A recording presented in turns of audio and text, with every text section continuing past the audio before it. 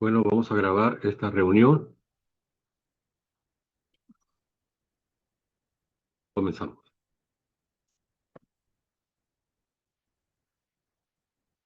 Share.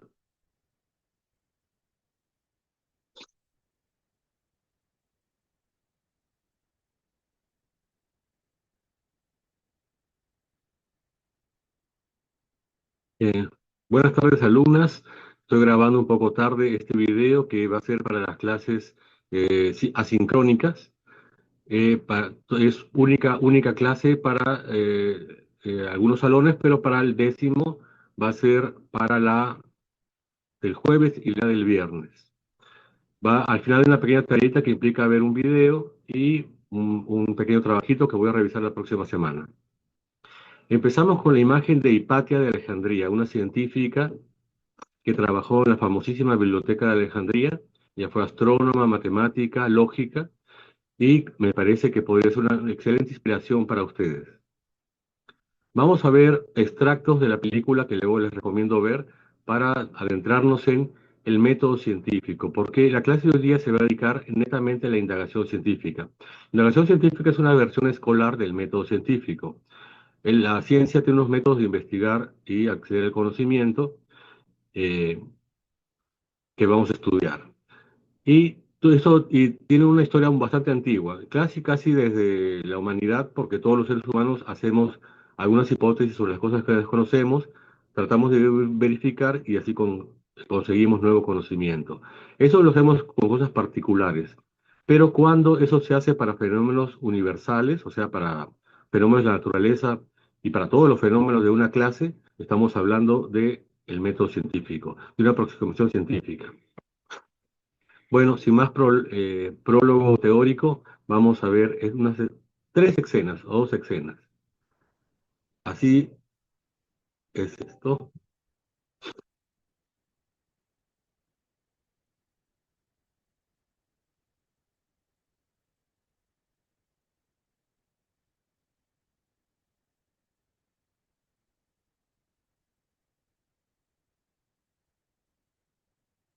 Contéis lo que dijeron los hombres. Sabéis que el centro y su mundo solo giran de este mundo, siguiendo el curso más perfecto, más completo.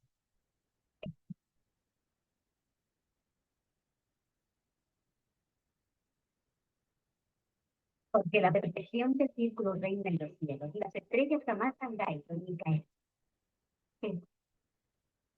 Y aquí, en la tierra,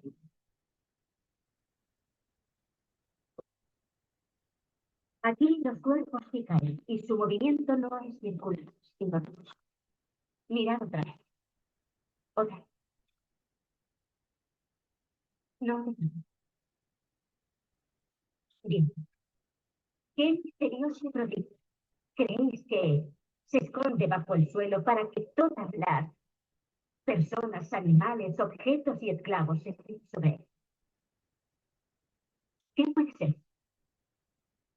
Nunca sabré. No. ¿Silencio?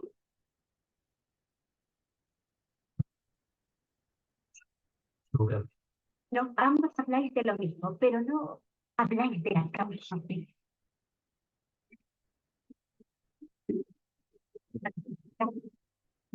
Que vuestros pies están pisando.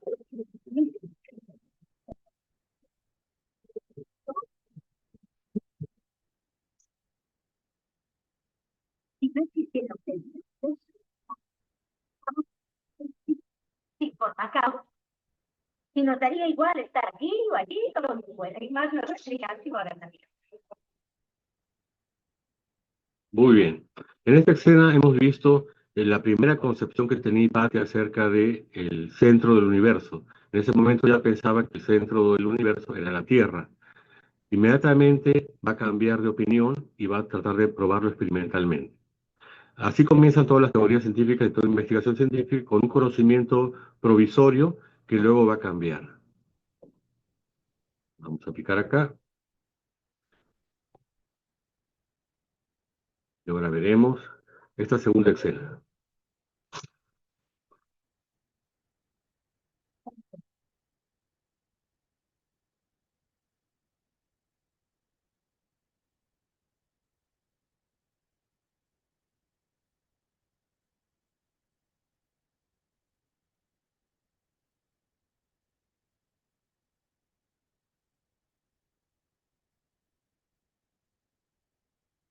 pensando en algo que me dice. ¿Yo? ¿A qué dices cuando censurabas el mecanismo del centro de luz? Sí, en realidad no. Censuraba todo, complicando todo con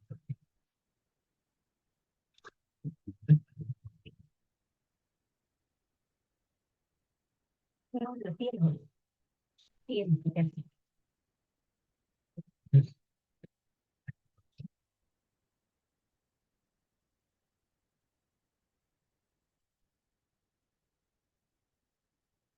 Hubiera una explicación más sencilla para los demás. Ay, pero es tan absurda y tan antigua que nadie considera que hipótesis es esa. Hablas de Aristarco. Aristarco sostiene que la Tierra se el extraño comportamiento de las errantes no sería más que una ilusión óptica, fruto de nuestro espíritu combinado con el de él. Así es, el Sol estaría en el centro como corresponde a su unidad de años. Y su obra se perdió en el incendio de la biblioteca Marco. Por eso debemos proteger esa a cualquier precio. Esta biblioteca es todo lo que queda del saber.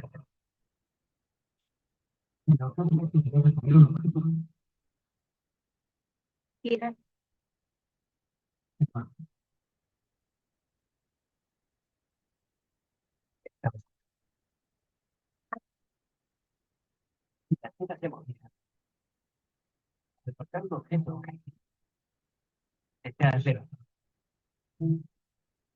El viento siempre sonaría y las aves se les brindaría al volar.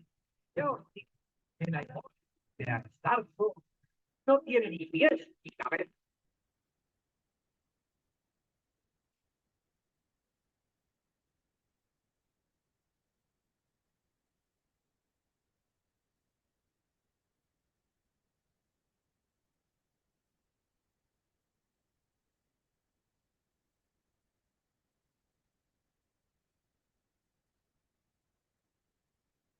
Bueno, en esta escena vemos que ha entrado la duda en el corazón de Hipatia. Esa consideración que tenía de un modelo geocéntrico, o sea, que la Tierra es el centro del universo, comienza a fallar y comienza a pensar que hay otra posibilidad, o sea, comienzan a surgir hipótesis en su mente. Igual que con ustedes en clases, sus hipótesis son duditativas y inseguras y no del todo coherentes. Sin embargo, eso la va a llevar a explorar y encontrar una nueva solución. Vamos a verlo, creo, en la tercera escena que sigue. Vamos a picar acá y allí está, la última escena. vamos. Espacio, ¿está listo?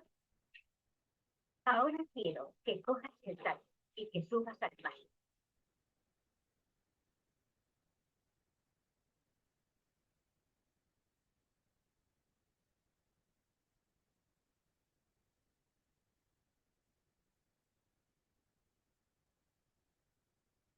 Explicar qué es lo que te propones. Cuando hagas la roja el saco, la cabeza abandona. Por tanto, el fuego no caerá y el del valle, sino un poco más atrás. Yo diría que más o menos por aquí. ¿Y qué tiene eso en defensa?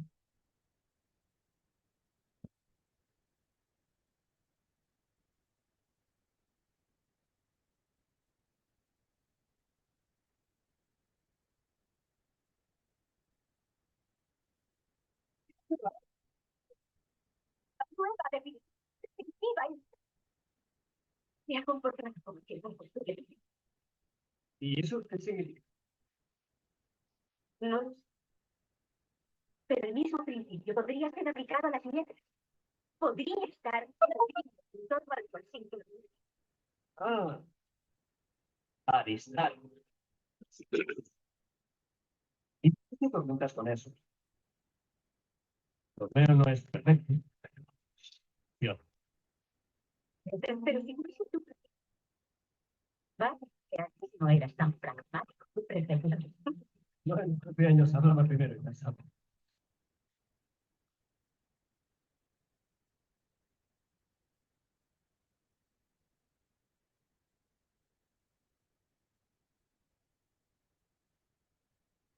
Muy bien. En esta escena hemos visto que ella ha puesto a prueba su hipótesis, pero no está todavía segura de evaluarla. Saben que después de la hipótesis y la experimentación hay una evaluación de los datos. Todavía ella no lo ha terminado de hacer, no sabe exactamente qué significan las cosas, porque está en progreso su investigación. Yo no les voy a dar la pista de qué es lo que llega a investigar o qué es lo que llega a concluir y cómo lo hace, porque esa va a ser la tarea final de esta pequeña clase asincrónica. Así que voy a dejarlo ahí, voy a dejar esas dudas y vamos a continuar ya con nuestra clase. Y nuestra clase versa justamente sobre el método científico, o sea, el método ¿qué método es el que usa la ciencia para investigar? Tiene varios, cualquier método puede valer, no hay ningún método, como dicen algunos, o hay un método irrestricto, idéntico siempre a sí mismo en cualquier disciplina, en cualquier área de la ciencia, sea esta la psicología, las matemáticas o la biología. Bueno, hay 4 candidatos al método científico, si es que pensamos que hay uno solo. Uno es el método inductivo, otro es el método deductivo, otro es el método hipotético deductivo, que tiene un nombre un poco raro, pero ya lo vamos a entender, o el método axiomático deductivo. Vamos a examinarlos. Primero, el más antiguo y el que se pensaba generalmente que era el método de la ciencia es el método inductivo. De una vez les voy a dar la solución o la afirmación principal de este método, y es que los científicos van observando el mundo y van anotando regularidades. Una regularidad igual a la otra, igual a la otra, y imperturbablemente siempre es la misma. Entonces, de todo ese número de evidencias sacan una ley universal. Inducen, hacen una inducción. Algunos le llaman inducción lógica, pero creo que no es exactamente, no es apropiado, exactamente apropiado. Entonces la idea sería, por ejemplo, que yo veo muchísimos cuervos negros y siempre estoy viendo cuervos negros, nunca veo más que cuervos negros, y llego a la conclusión y quiero hacer una afirmación general, porque en la ciencia todas las afirmaciones son generales, no particulares. Nunca los científicos se van a referir a este cuervo, a este planeta, a esta molécula de agua, sino a todas las moléculas de agua, todos los cuervos, todas las funciones químicas, todas las moléculas de ADN, todos los seres humanos, todos los ecosistemas. Las proposiciones son generales sobre el todo, nunca sobre la unidad. Las leyes científicas. Entonces, el método inductivo es una estrategia, vamos a leerlo, es una estrategia de razonamiento que se basa en la inducción. Para ello procede a partir de premisas particulares para generar conclusiones generales. Ese es el esquema. Y se pensó por mucho tiempo que ese es el método de la ciencia. Los científicos van por ahí observando el mundo, anotando lo que observan, y aquellas cosas que se repiten una y otra vez, aquellas regularidades, las inducen a leyes y teorías. Más o menos eso es lo que se pensaba que era la ciencia, pero parece que no es así. Veamos críticamente el método inductivo. Primero veo un cuervo y veo que es negro. Luego veo más cuervos y también son negros. Veo millones y millones y millones de cuervos, todos son negros. Y de ahí paso a un tercer punto, saco una ley que dice todos los cuervos son negros. Partí de la observación de un montón de ejemplos particulares y saqué una conclusión general. Pero este paso de 2 a 3, o sea, de ver cuervos y cuervos y cuervos y cuervos y todos son negros, y a decir que todos, incluso los que no he visto todavía, incluso los que ya murieron o los que van a nacer son negros, ese es un paso lógicamente inadmisible. Lógica que es lógico, ¿no? Porque yo no sé cómo van a ser los cuervos en el futuro, no sé cómo ha sido en el pasado, tal vez sin que yo los pueda ver, en algún lugar del planeta hay cuervos de otro color, quizás rojos, quizás azules. Así que yo no puedo estar absolutamente seguro de este paso que va de lo particular a lo general. Entonces, este paso es lógicamente inadmisible, pero digamos que se hacen de la vista gorda los científicos que usan con este método y pasan a las leyes generales. Este método empieza con la observación. Luego esa observación se va a concebir como un patrón y de ahí se va a desarrollar una teoría o una ley general. Vean que acá no hay ninguna experimentación, ni tampoco hay una suposición, tampoco hay una hipótesis. Directamente pasamos de los ejemplos a las leyes. Fíjense en ese dato. Y pasó lo que nadie sospechaba que podía pasar. Mucho tiempo después de haber sido enunciado este principio inductivo de la ciencia, se encontraron cuervos blancos. Algunos nacen blancos porque son albinos. Y en la naturaleza también podemos encontrar cuervos blancos. No son muchos, no son todos por supuesto, pero es suficiente que haya uno para que sea falso decir todos los cuervos son negros. Y si alguien dijese por ahí, toda excepción confirma la regla, está diciendo algo completamente absurdo, no tiene ningún sentido. En todo caso, si admitimos la mentira, porque ya es una mentira, que todos los cuervos son negros, estaríamos chocando con la realidad y con la lógica. Solo podemos decir que la mayoría son negros. Así que este es el gran error, el gran defecto del método inductivo de ciencia, de investigación científica. Entonces, resumiendo en palabras, la inducción no es solo ilógicamente inadmisible, o sea, ilógica, sino que no es realmente el método del que se descubrieron los grandes conocimientos de la ciencia. Las grandes teorías científicas más famosas no han sido descubiertas de esta forma. No ha sido observando a la naturaleza realmente cómo se ha entendido a la naturaleza. Más bien ha sido mirando hacia adentro, mirando nuestra propia concepción de la naturaleza, que está dentro de nuestra cabeza, no afuera, que nosotros investigamos el mundo. La naturaleza generalmente oculta sus leyes, oculta sus teorías, oculta su lógica, que la tiene, pero se mantiene como oculta. Por eso los griegos llamaban, espero no equivocarme, physis, philei, christestai. Significa physis, la naturaleza, phistestei, le gusta o le agrada, christestai, estar oculta. A la naturaleza le gusta estar oculta, decían los antiguos griegos, y no se equivocaban. Bien, ya hemos dicho que otros problemas que tiene este método inductivo es que se concluyen cosas que todos podemos ver. ¿Quién no sabe que los cuervos son negros? ¿O quién no piensa eso en la vida cotidiana? Si la ciencia tiene una naturaleza más trascendente de la simple observación cotidiana o doméstica, entonces esto parece quedarse aún a las alturas chatas de la opinión común, lo que se llamaría en los griegos la doxa, no la episteme, que es el pensamiento riguroso. La doxa es la simple opinión. También se comete una falacia de generalización apresurada. Esta falacia se comete cuando uno ve varios ejemplos y luego concluye que todos son así. Es algo así como cuando uno dice, bueno, los judíos son tacaños, hay otro tacaño, otro tacaño, otro tacaño, todos son tacaños. Y comete una injusticia con los que no son así. Y afirma cosas sin tener evidencia de todos los ejemplos. Ese es un gran problema, la falacia de generalización apresurada. También viola las reglas lógicas. Bueno, ya expliqué por qué viola las leyes lógicas. Simplemente porque no se puede concluir una premisa general de muchas premisas particulares. Ese paso lógico es inadmisible. Si ustedes han estudiado lógica en sus cursos de matemáticas o que tienen que ver con cálculo, me entenderán. Y bueno, y otra es las teorías y las leyes no se observan directamente en la naturaleza. Nadie ve la gravedad funcionando, nadie ve ahí las fórmulas, digamos, del principio de certidumbre de la física cuántica, nadie ve la fórmula E igual a mc al cuadrado en la naturaleza, eso no se puede ver, eso se puede pensar, pero ya llegaremos a ese punto.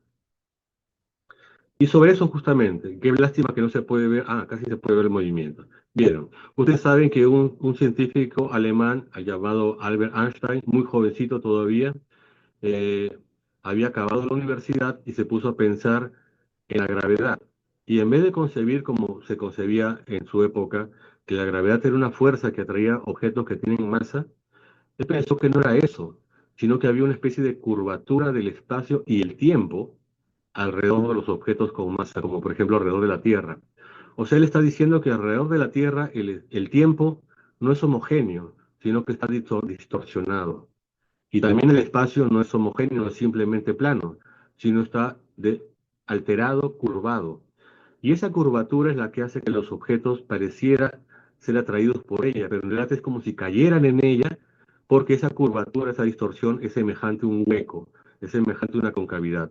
Y así como todas las cosas tienden a caer en una concavidad, todas las cosas tienden a acercarse a aquellas cosas que están rodeadas o están formando una concavidad espacio-temporal alrededor de ella. Espero no estar hablando como chino, pero creo que se entiende. Él pensó eso, él no lo observó porque él no podía salir de la Tierra, ni tampoco es posible ver la curvatura del espacio-tiempo. Él lo pensó. Así que esta teoría no se pudo hacer con el método inductivo. Imposible hacerla con el método inductivo. Acá tenemos un diagrama de cómo gira la Luna, perdón, cómo gira el planeta Tierra alrededor del Sol. Y no es porque esté atraída por ella, simplemente como todo está curvado alrededor del Sol, en- yendo a su propio camino, a su propio aire, la Tierra, no le queda otro camino sino que dar vueltas y vueltas y vueltas, porque el espacio-tiempo está curvado alrededor del Sol. Eso imposible de pensar por el método inductivo. Sin embargo, el método que veremos al último, que es el ganador, digamos, sí, el método hipotético. Otro diagrama más. No solamente la Tierra está girando, viajando por un espacio-tiempo distorsionado, ella misma está distorsionando el espacio-tiempo. Ustedes mismos están distorsionando el espacio-tiempo por donde caminan. Entonces, podemos decir que Einstein, si nos hacemos la pregunta, ¿Einstein observó esa curvatura del espacio-tiempo? La respuesta es no. No hizo en ningún momento inducción. O sea que no dijo, mira que este planeta, cómo se está distorsionando el espacio-tiempo, mira este otro planeta, cómo se distorsiona, y así fue viendo, viendo y sacó una ley general. No, eso no lo hizo. Y vamos a hablar también de un sacerdote llamado Gregorio Mendel, un sacerdote que descubrió los genes, pensó los genes, hizo experimentos para probarlos. Los genes son unidades de la herencia, ustedes saben. Nosotros nos parecemos a nuestros padres gracias a los genes. Entonces, todas las características que están en el ADN pasan a través de los gametos a formar las nuevas criaturas y ya se heredan esos genes y por eso se heredan esas características. No solamente en los seres humanos, sino también en todos los animales, plantas, hongos, bacterias. Cualquier ser que se multiplique tiene genes. Mejor dicho, no hay ningún ser vivo que no tenga genes. Hasta los virus tienen genes. Esos genes se pueden observar ahora sí, pero en la época de Gregorio Mendel, que él vivió en el siglo XIX, no existían esas posibilidades. Nadie sabía que existía el ADN, ni la doble cadena, ni nada de esas cosas. Sin embargo, él, mirando en su jardín de guisantes, pudo sacar la hipótesis de que existían unidades de información llamadas genes y que pasaban de una planta a otra y que incluso se comportaban matemáticamente. Una vez más, acá no ocurrió ninguna inducción lógica porque él no fue observando a los genes. No son inobservables. Mejor dicho, eran inobservables en su época. El pobre Gregorio Mendel vivió una vida un poco azarosa, era un poco extravagante, le permitían hacer sus experimentos, pero como que no tuvo mucha. Pensó tan modernamente, de forma tan precoz, que la humanidad no estaba preparada para entender el concepto de los genes hasta después de muchas décadas después de su muerte. Bueno, igual se llevó la satisfacción de haber descubierto algo de la naturaleza que nadie más conocía. Pareciera que el único que sabía que existían los genes en ese momento era él. Ahora nosotros tenemos la suerte que metemos a Google y podemos ver acá los genes. Acá están los cromosomas. Un cromosoma no es un gen, sino un paquete de genes. Ahí tenemos el famosísimo cromosoma X y el famosísimo cromosoma Y. El cromosoma X tiene miles de genes, el cromosoma Y tiene, si no me equivoco, 204 genes funcionales. Ahí tiene varios repetidos, así que se cuentan como uno solo, son como 204, y ahí los vemos, ahora sí se pueden ver. O sea que no estaba loco, Gregorio Mendel tenía razón. Ahí están todos los cromosomas que nos componen, cada uno con miles y miles de genes que llevan nuestra información y la van a pasar a sus hijos y a sus nietos y a las siguientes generaciones. Y nosotros los hemos heredado de nuestros antepasados. Eso nos conforman y nos forman. Todo eso lo supo, lo pensó Mendel, sin hacer, utilizando el mejor instrumento que se puede usar, si no que era su mente, su imaginación. Vamos a ignorar esa llamada telefónica o mensaje. Continuamos. Entonces, mucho tiempo después de la muerte de Mendel, se descubre la eh, doble hélice de Watson y Crick. Que saben, el ADN tiene una forma de una escalera torcida. Eso fue también hipotetizado, no observado, por Watson y Crick, y famosos en los años 70 y sacaron esta conclusión. Pero ya no nos desviemos del tema, esas clases de biología. No estamos en clase de biología, ni de física, ni de química, estamos en la clase de indagación. Y la indagación, por ser una competencia no temática, abarca cualquier disciplina, incluso las disciplinas no científicas. Estos conceptos sirven para todas las disciplinas. Está al ADN. Y por último, no quiero ser machacón, pero este ejemplo con eso queda claro.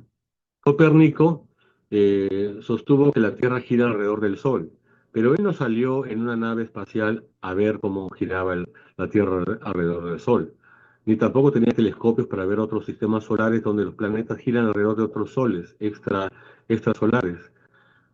Simplemente él utilizó su mente. Entonces, en ninguno de estos tres casos y en muchísimos otros ejemplos de la ciencia, el método inductivo sirve, o sirvió o fue utilizado.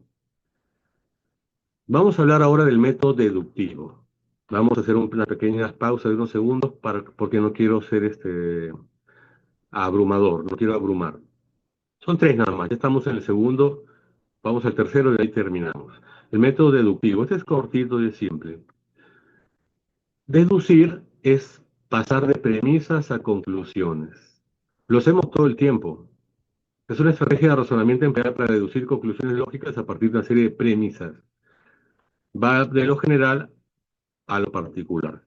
Esto suena muy abstracto, pero lo vamos a entender con un ejemplo muy simple. Yo, por ejemplo, el Ger Luis, vivo en el Callao. Yo soy chalaco. Entonces, esa es una premisa cierta.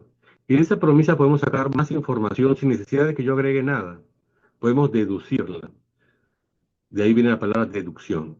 Por ejemplo, yo puedo inferir que también soy peruano. Sería imposible que yo fuera chalaco y no fuera peruano. O sea, el que yo sea chalaco hace cierto también que yo sea peruano. Hace cierto que soy sudamericano. Hace cierto que yo soy terrestre y un montón de otras cosas que se pueden inferir de esa afirmación.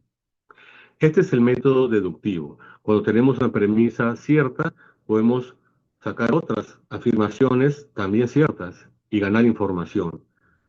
Lamentablemente la naturaleza parece que no se muestra tan claramente como para hacer deducciones, solamente un poco. Entonces, deducir es ir de premisas a conclusiones. Cuando se aplica el método deductivo, si las premisas son verdaderas, ojo, si son verdaderas, la conclusión será verdadera también. Se transmite la verdad. Pero acá hay un pequeño problemita. ¿Cómo sabemos que las premisas son verdaderas? Generalmente la ciencia es el estudio de las premisas, de lo que aquello que no sabemos. Así que, ¿cómo aplicar este método deductivo si todavía no estamos seguros de las premisas? Y las queremos averiguar. No sirve este método para estas cosas entonces. Otro ejemplo, voy a dar otro ejemplo muy antiguo, que está en un libro muy antiguo de Aristóteles. Estamos hablando del siglo III o 5 antes de Cristo. Aristóteles es uno de los hombres más brillantes que hayan nacido en el planeta Tierra. Él decía, por ejemplo, todos los hombres son mortales. Esa es una premisa. Otra, Aristóteles es un hombre. En consecuencia, Aristóteles es mortal. Es un razonamiento deductivo y perfecto. Sin embargo, ¿cómo averiguamos si las dos premisas son ciertas? Que todos los hombres son mortales, habría que ver a todos los hombres. Es imposible verlo. De que Aristóteles es un hombre, sí, no hay problema. Ahí están los problemas de la deducción. Entonces, este método deductivo, a pesar que es muy interesante, muy ingenioso y muy informativo también, tiene algunos problemas para la ciencia cuando estudiamos la naturaleza. No se descubre nada nuevo.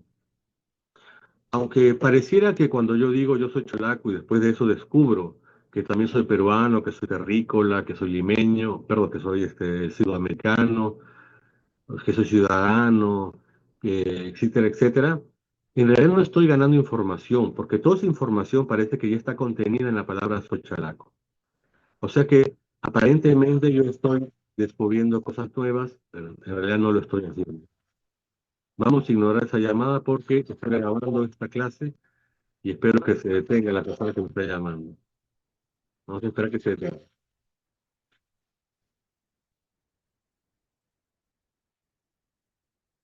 Bueno, parece implacable. Entonces, claro,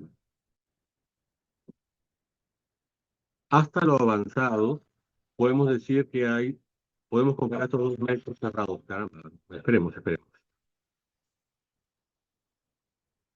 No puedo bajar el volumen, no puedo apagar. Tenemos que tener paciencia, disculpen. Bueno, hasta ahora hemos visto el método deductivo y el método inductivo. El método deductivo va de lo general a lo particular, el inductivo de lo particular a lo general. El deductivo es lógicamente admisible, pero parece un poco infructífero. El inductivo es lógicamente admisible, y aunque pareciera fructífero, en realidad ha sido un poco útil para los grandes descubrimientos científicos, las grandes teorías. Vamos a ver el método hipotético deductivo y con eso vamos a acabar nuestra clase. Y, les voy adelantando, digamos, la vedette de nuestra clase. Es el método más general que se utiliza en ciencia, por lo menos en ciencias naturales. Todo trabajo científico que encuentren en las revistas científicas, tengo entendido que, que el colegio está suscrito a varias revistas científicas que sería interesante que las lean. Todos están en este esquema hipotético deductivo. En todos esos trabajos científicos van a haber hipótesis, experimentos deductivos, deducciones, finalmente conclusiones. No van a encontrar artículos inductivos ni tampoco deductivos, van a encontrar artículos basados en este método. ¿Y qué será este método que tiene un nombre tan raro? Hipotético deductivo. Hipotético viene de hipótesis. Ustedes sí saben lo que son las hipótesis, hemos trabajado eso en clases, son suposiciones de trabajo y con esas suposiciones vamos a verificarlas. Si eran ciertas, ganamos información y si eran falsas, también ganamos información. Ya sabemos cómo no es la naturaleza. ¿Y deductivo por qué? Porque de nuestras hipótesis a veces no vamos a poder directamente examinar los temas, pero sí vamos a poder deducir cosas utilizando la deducción para poder examinar en las deducciones la verdad o falsedad de nuestras afirmaciones. Suena un poco abstracto, ya lo vamos a ver con más claridad. Miren, lo van a ver muy familiar, muy parecido a nuestro método de indagación científica y que está basado en cuando se crearon eh, la currícula nacional de indagación científica, se tomó en cuenta el método científico para esto. Yo estuve involucrado hace muchísimos años en ese trabajo y fue muy interesante porque a la gente le gustó mucho esta idea de la indagación científica basada en el método hipotético deductivo. Había que haber hecho una lucha también muy fuerte para lograr esto. Se hizo esa lucha, felizmente se convenció a todo el mundo, quedó y ha quedado en la educación peruana. Me enorgullece haber sido parte de esa batalla por por el método hipotético deductivo en las escuelas peruanas. Y ahora todos ustedes tienen su curso de indagación que es sobre esto. Y bueno, me es un placer para mí poder tratar de explicar estas cosas, un poquito abstractas. Bien, primero observamos un problema, pero no cualquier problema. O sea, no estamos observando las leyes naturales ni irregularidades. Examinamos más bien errores en la naturaleza, fallas en la Matrix, o sea, observaciones que no parecen tener sentido. Por eso las llamamos problemáticas. Y luego convertimos esas observaciones en preguntas. ¿Por qué pasa esto? ¿Por qué? ¿Cuál es la causa? ¿Por qué esta anomalía? ¿Por qué esta diferencia? ¿Por qué hay un cuervo blanco? ¿Por qué hay mareas? ¿Por qué en los terremotos salen luces? ¿Por qué en el planeta Saturno su polo sur es de forma hexagonal geométrica? ¿Por qué las estrellas se mueven todas juntas, pero algunas parece que no se mueven juntas? Etcétera, etcétera. Todas estas son preguntas que observamos que son problemas. No estamos viendo regularidades, estamos viendo problemas. Luego vamos a formular hipótesis que los expliquen. Y ahí hay una gran abundancia de formación de hipótesis. Hemos trabajado eso también en el salón.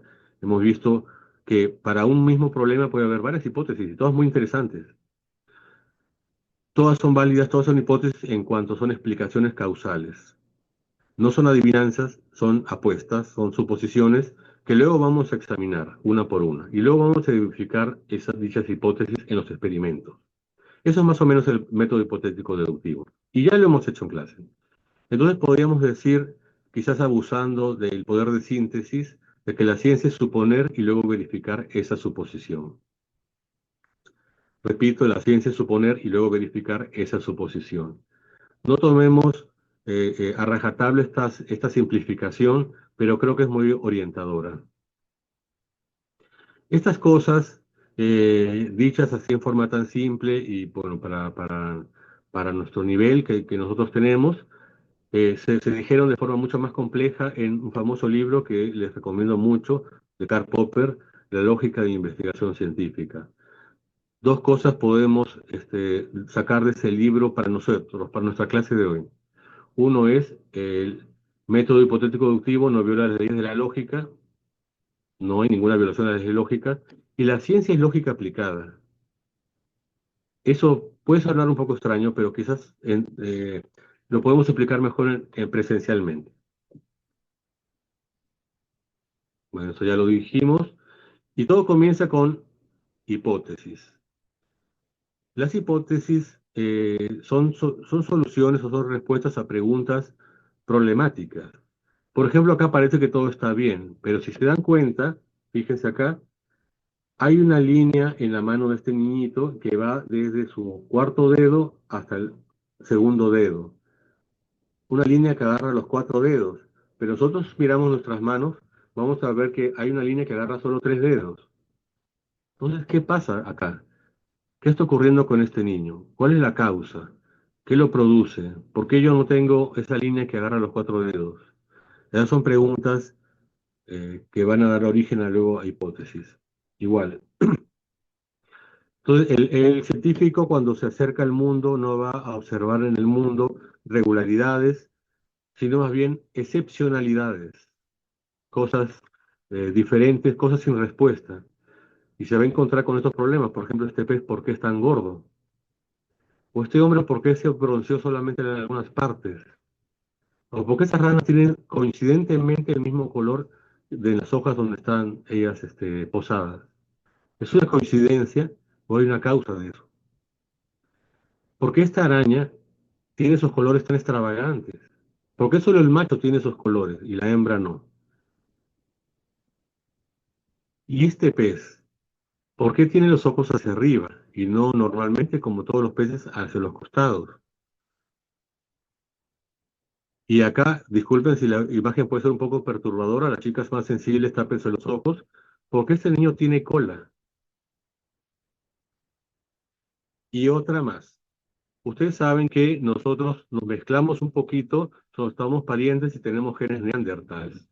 Hace 90.000 años el ser humano, el Homo sapiens, salió de África y se encontró con su primo, el hombre de Neandertal, que vivía en Europa y en Asia y en Extremo Oriente. Ese hombre era un ser totalmente adaptado al frío, un animal del frío, producto de la evolución del Homo heidelbergensis, que vivió en Europa en épocas más cálidas y cuando el clima se puso muy, muy, muy frío, se ve obligado a evolucionar, a adaptarse al frío, ahí se hizo más blanco, su cabello cambió, sus ojos cambiaron, se hicieron más gruesos para poder aguantar el frío, aprendieron a comer carne porque no había muchos vegetales y se convirtieron en el hombre neandertal. Ese hombre neandertal se mezcló un poco con nosotros y nos dio algunas características que nos fueron útiles. Y eso nos permitió, por ejemplo, a los antiguos peruanos, perdón, a los antiguos americanos atravesar el estrecho de Bering donde hace mucho frío.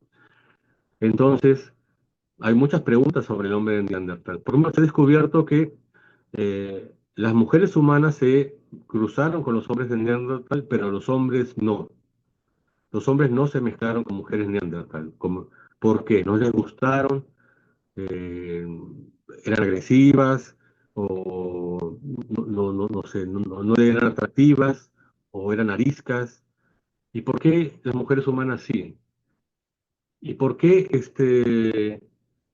se extinguieron los neandertales si eran capaces de cruzarse con nosotros? ¿Por qué no se mezclaron todos? Hay muchas preguntas que surgen acá. Otra pregunta más es, acá vemos dos personas que son gemelas, tienen los mismos genes, la misma vida, la misma crianza, se criaron juntas. Sin embargo, una es más gordita que la otra. ¿Por qué si tienen los mismos genes son tan distintas? Preguntas que dan origen a las teorías científicas, como las que se hizo Mendel, de por qué los padres se parecen a sus hijos. ¿Qué pasa? ¿Qué le transfieren que los hacen semejantes a ellos? Bueno, ya estamos acabando casi. Esta clase es más breve. Es muy difícil hacer una clase virtual, pero creo que tuve éxito con lo que hicimos. La pasé muy bien con todas las chicas, creo que aprendimos bastante. Pero hacerla asincrónica es todavía más difícil. Así que no quiero abusar y no quiero ser ambicioso. Y creo que con esta clase quedan claras estos tres conceptos. Vamos a terminar con las ventajas del método hipotético deductivo. Bueno, resumiendo, así se crearon las principales teorías científicas reales. La teoría de la relatividad salió del método hipotético deductivo, tanto la general como la restringida. La teoría de los genes también. Eh, la física cuántica, que es la física moderna, también es netamente hipotético-deductiva. Y así muchísimas disciplinas. La teoría de la evolución también es una teoría hipotética deductiva porque nadie fue al pasado a ver cómo las especies cambiaban. Ni hace falta hacerlo. Lo que hace el método hipotético deductivo es que hace innecesario algunas observaciones directas, porque se apoya en las observaciones indirectas. De ahí viene deductivo. Entonces lo sabemos. El gran maestro del trabajo hipotético deductivo fue nuestro querido Albert Einstein, que utilizó como instrumento de trabajo únicamente su mente. Mientras él trabajaba en una fábrica de patentes, era el único estudiante de su promoción que no consiguió trabajo en la universidad. En su poco tiempo libre, usando como sala de experimentación su cerebro, creó las dos teorías de la relatividad con este método hipotético deductivo. Y bueno, fue muy genial, ¿no? Resumiendo, observación, investigación, hipótesis, experimentos. Bueno, este es un clásico que todos creo que ya conocen, pero ya vemos que tiene unos matices importantes. Ujú. Y ahora viene nuestro trabajo, que no va a ser nada ingrato, nada difícil y nada desagradable. Pero no lo podemos hacer en clase porque toma 2 horas. Ustedes, les pido por favor que lo vean en internet, o yo les voy a buscar un link para que puedan verlo en internet. Les pido por favor que vean la película Ágora. Esta película Ágora, el personaje principal es una chica, así como ustedes, una científica, una pensadora, una filósofa, y eh, en esta película ella comienza a dudar de que la Tierra sea el centro del universo y comienza a sospechar que no lo es, que es el Sol, y comienza a pensar en hacer experimentos y procesos para probarlo. Esa es su investigación, a eso se dedicaba su vida. Así que les pido, como segunda parte de la tarea, reconstruir la investigación y métodos de Hipatia en la película. Concéntrese solamente en eso. ¿Qué quería investigar? ¿Cómo hizo? ¿En qué momento dudó? ¿En qué momento trabajó? Una parte de la respuesta ya se las di en las clases. Así que con esta pequeña tareita las dejo.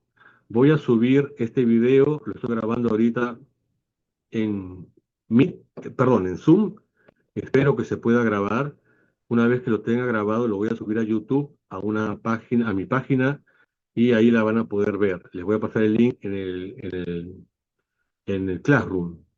Ojalá que todas estas cosas que estoy prometiendo hacer, o sea, que se pueda grabar esto y que se pueda colgar y que yo lo pueda linkear a ustedes, sea posible. Y el día de la clase tienen que verlo. Bueno, a la hora que ustedes quieran verlo. Ya ven que es una clase bastante breve. Y bueno, con esto me despido. No he podido disfrutar de su presencia esta vez. Lo lamento mucho porque siempre es un placer poder escuchar sus opiniones, ver cómo su inteligencia florece, cómo sus inquietudes nacen, sus dudas, sus pensamientos y sus hipótesis también.